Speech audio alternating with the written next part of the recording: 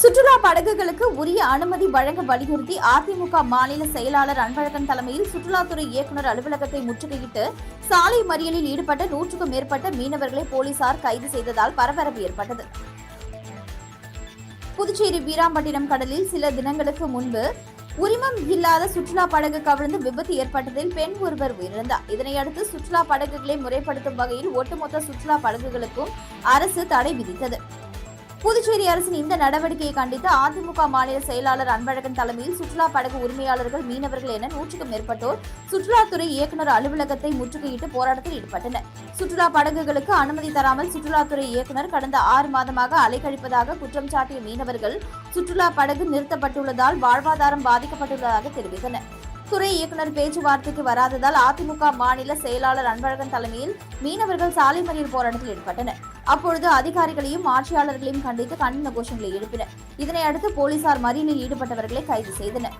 இதன் பின்னர் செய்தியாளர்களிடம் பேசிய அன்பழகன், இன்னும் 1-2 நாட்களில் சுற்றுலா படகுகளுக்கு அனுமதி தராவிட்டால் அதிமுக சார்பில் மீனவர்களை ஒன்று திரட்டி மாநிலம் தழுவிய பந்த் போராட்டத்தில் ஈடுபடுவோம் என எச்சரிக்கை விடுத்தார். பணி நிரந்தரம் செய்ய வலியுறுத்தி தலைமைச் செயலகத்தை நோக்கி பேரணியாக சென்று 200க்கும் மேற்பட்ட ஒப்பந்த ஆசிரியர்களை போலீசார் கைது செய்தனர். புதுச்சேரி பள்ளிக் கல்வித்துறையில் கௌரவ விரிவுரையாளர்கள், பட்டதாரி ஆசிரியர்கள் மற்றும் பாலசேவிகா உள்ளிட்ட 292 ஆசிரியர்கள் கடந்த 6 ஆண்டுகளாக ஒப்பந்த அடிப்படையில் பணியாற்றி வருகின்றனர். ஒப்பந்த ஆசிரியர்களை பணி நிரந்தரம் செய்யக்கோரி பல்வேறு கட்ட போராட்டங்களை நடத்தி வருகின்றனர். அதன் ஒரு பகுதியாக புதுச்சேரி ஆசிரியர் சங்கங்கள் ஒருங்கிணைப்பு குழு சார்பில் தலைமைச் செயலகம் நோக்கி கண்டன பேரணி நடைபெற்றது. சங்கத்தின் கௌரவ தலைவர் சேஷாசலம் தலைமையில் 200க்கும் மேற்பட்ட ஒப்பந்த ஆசிரியர்கள் பேரணியாக சென்றனர். காமராஜர் சிலை அருகே தொடங்கிய பேரணி நேரு வீதி, மிஷின் வீதி, தலைமைச் செயலகம் அருகே வந்தபொழுது போலீசார் தடுப்பு கட்டைகளை அமைத்து அவர்களை தடுத்தனர். இதனையடுத்து ஆசிரியர்கள் அங்கேயே போராட்டத்தில் ஈடுபட்டனர். அப்பொழுது கோரிக்கைகளை வலியுறுத்தி கண்டன கோஷங்களை எழுப்பினர். இதனைத் தொடர்ந்து போலீசார் அவர்களை கைது செய்தனர். புதுச்சேரி ஏம்பலம் அருகே அரசு இடத்தை அளவீடு செய்ய வந்த அதிகாரிகளை கிராம மக்கள் முற்றுகையிட்டு உள்ளூர் மக்களுக்கு மட்டுமே மனைப்பட்டா வழங்க வலியுறுத்தி மறியல் போராட்டத்தில் ஈடுபட்டதால் பரபரப்பு ஏற்பட்டது. ஏம்பலம் தொகுதியில் அரங்கனூர் கிராமத்தில் ஆதிதிராவிடர் நலத்துறை சார்பில் அப்பகுதியில் உள்ள மக்களுக்கு இலவச மனைப்பட்டா வழங்கும் இடம் தேர்வு செய்யப்பட்டது. இந்த பகுதியில் வீடற்ற ஏழை மக்களுக்கு பட்டா பிரித்து வழங்கப்பட்டுள்ளது. இந்த நிலையில் மீதமுள்ள இடத்தை ஆதிதிராவிடர் நலத்துறை அதிகாரிகள் இன்று அளவீடு செய்ய அப்பகுதிக்கு வந்தனர். அப்பொழுது கிராம மக்கள் அவர்களை முற்றுகையிட்டு எங்கள் பகுதியில் வீடு இல்லாமல் உள்ளவர்களுக்கு மட்டுமே மனைப்பட்டா வழங்க வேண்டும் என வலியுறுத்தி திடீரென பாகூர் வெளியூர் சாலையில் அமர்ந்து மறியல் போராட்டத்தில் ஈடுபட்டனர். இதுகுறித்து தகவல் அறிந்த பாகூர் தாசில்தார், போலீசார் சம்பவ இடத்திற்கு விரைந்து சென்று போராட்டத்தில் ஈடுபட்ட மக்களிடம் பேச்சுவார்த்தையில் ஈடுபட்டனர். இது தொடர்பாக அரசின் கவனத்திற்கு கொண்டு செல்வதாக அதிகாரிகள் உறுதியளித்ததைத் தொடர்ந்து போராட்டம் கைவிடப்பட்டது. புதுச்சேரி காவல்துறையில் உதவி ஆய்வாளர் பணிக்கு நடைபெற்ற உடற்தகுதி தேர்வு மற்றும் எழுத்துத் தேர்வில் ஊழல் முறைகேடு நடந்துள்ளது. எனவே தேர்வை ரத்து செய்துவிட்டு வெளிப்படை தன்மையோடு மறுதேர்வு நடத்த வேண்டும் என்று முன்னாள் முதலமைச்சர் நாராயணசாமி வலியுறுத்தியுள்ளார்.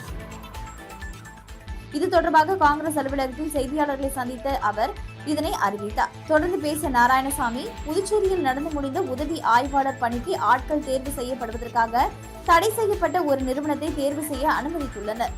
ஏற்கனவே வழக்கு விசாரணை உள்ள ஒரு நிறுவனத்தை வைத்து ஆட்களை தேர்வு செய்வது என்பது உள்நோக்கம் கொண்டது.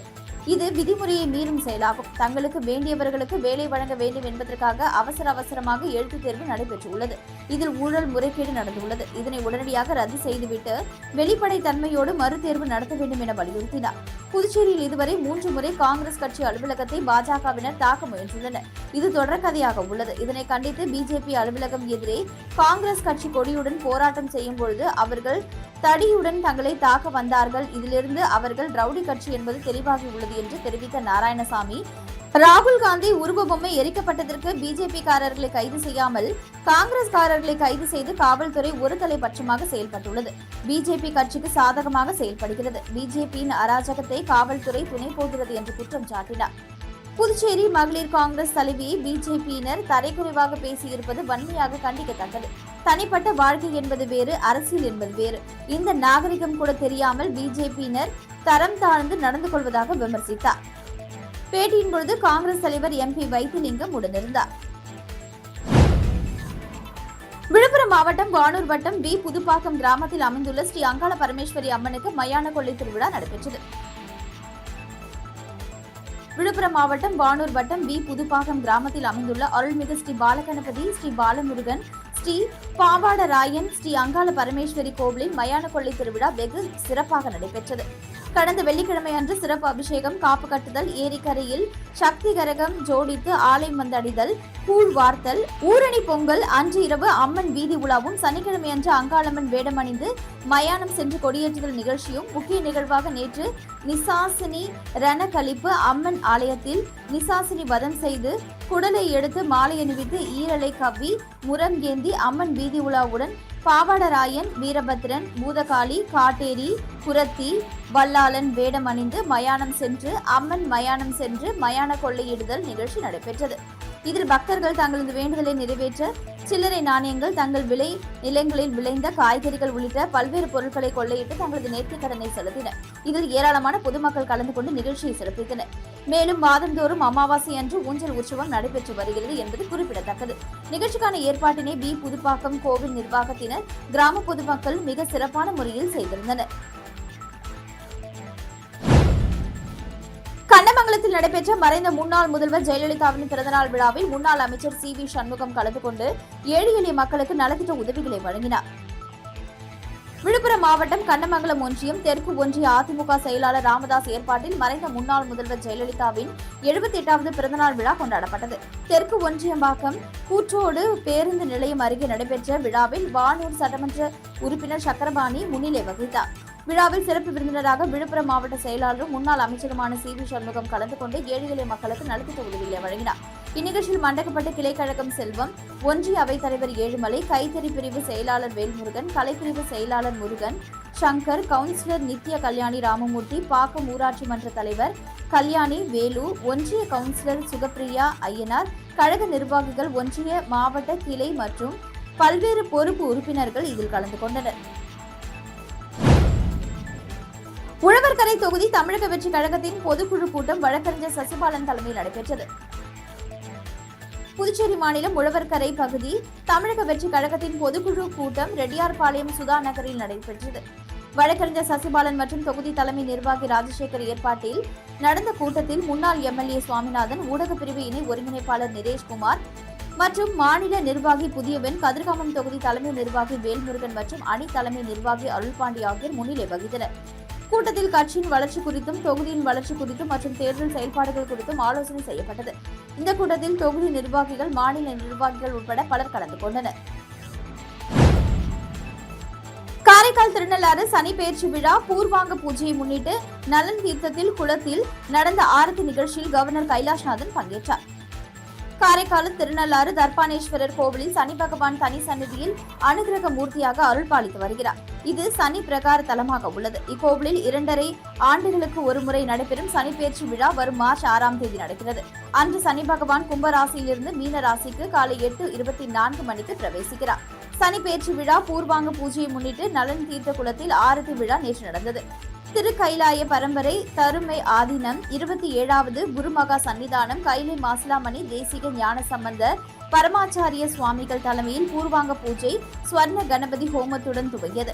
மாலை நடந்த ஆரத்தி நிகழ்ச்சியில் சிறப்பு விருந்தினராக புதுச்சேரி கவர்னர் கைலாஷ்நாதன் பங்கேற்றார். தொடர்ந்து சிவன் மற்றும் சனி பகவானை கவர்னர் தரிசனம் செய்தார். பின் நலன் குளத்தில் புனித நீர் கொண்டு அபிஷேகம் மற்றும் சிறப்பு பூஜை செய்யப்பட்டு 7 ஆரத்தி மகா தீபாராதனை நடந்தது.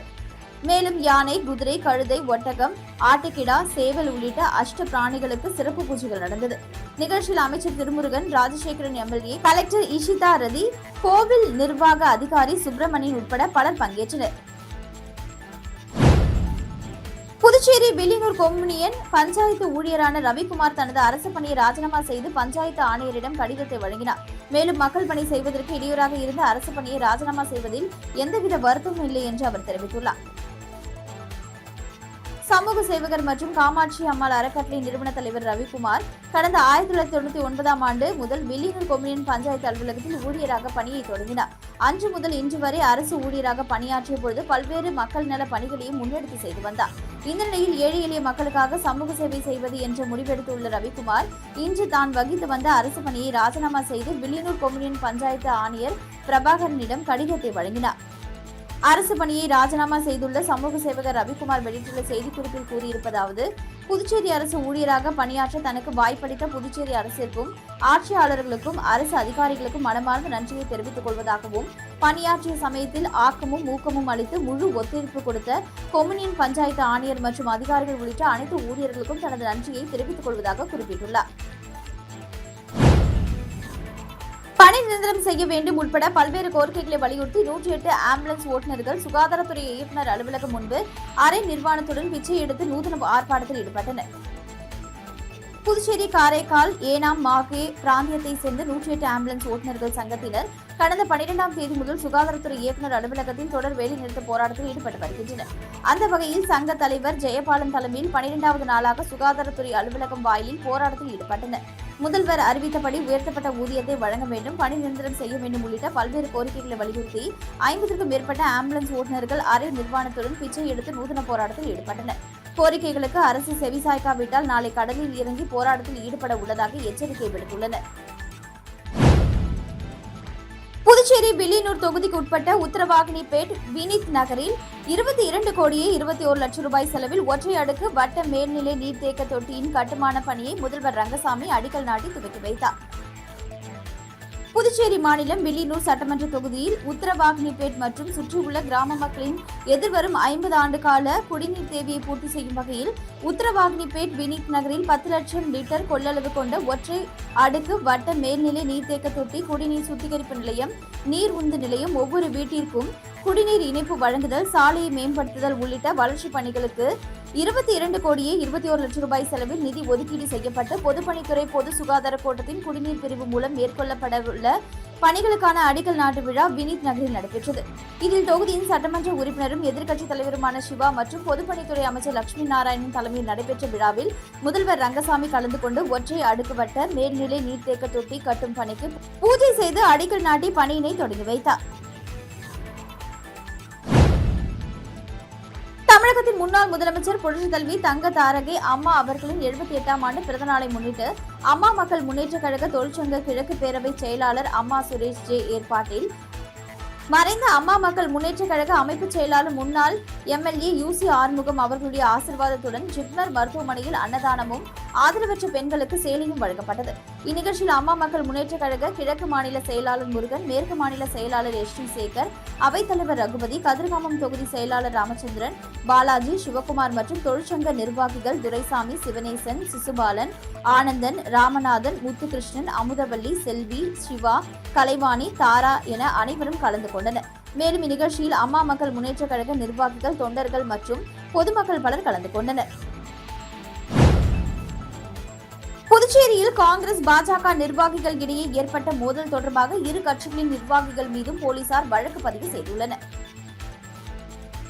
டெல்லியில் நடந்த செயற்கை நுண்ணறிவு மாநாட்டில் இளைஞர் காங்கிரசார் அரை நிர்வாண போராட்டம் நடத்தியதை கண்டித்து புதுச்சேரியில் பாஜக இளைஞரணி சார்பில் காங்கிரஸ் கட்சி தலைமை அலுவலகம் முன்பு ஆர்ப்பாட்டம் நடத்தப்பட்டது. அப்பொழுது காங்கிரஸ் தலைவர் ராகுல் காந்தி உருவ பொம்மை எரிக்கப்பட்டது. இதை கண்டித்து புதுச்சேரி காங்கிரஸ் நிர்வாகிகளின் பாஜக அலுவலகம் முன்பு ஆர்ப்பாட்டம் நடத்தி பிரதமர் மோடியின் உருவ பொம்மையை சனிக்கிழமை எரித்தனர். இதனால் இரு தரப்பினருக்கும் மோதல் கைகலப்பு ஏற்பட்டது. இதையடுத்து போலீஸ் கண்காணிப்பாளர் வம்சிதர் ரெட்டி உட்பட 5 பேர் காயமடைந்தனர். இந்த மோதல் தொடர்பாக ரெட்டியார்பாளையம் போலீசார் விசாரணை நடத்தி புதுச்சேரி இளைஞர் காங்கிரஸ் தலைவர் ஆனந்தபாபு, வட்டார காங்கிரஸ் தலைவர் ஐயப்பன், சிலம்பரசன், ஹரிஹரன், சுரேந்தர் உள்ளிட்ட பலர் மீது வழக்கு பதிவு செய்தனர்.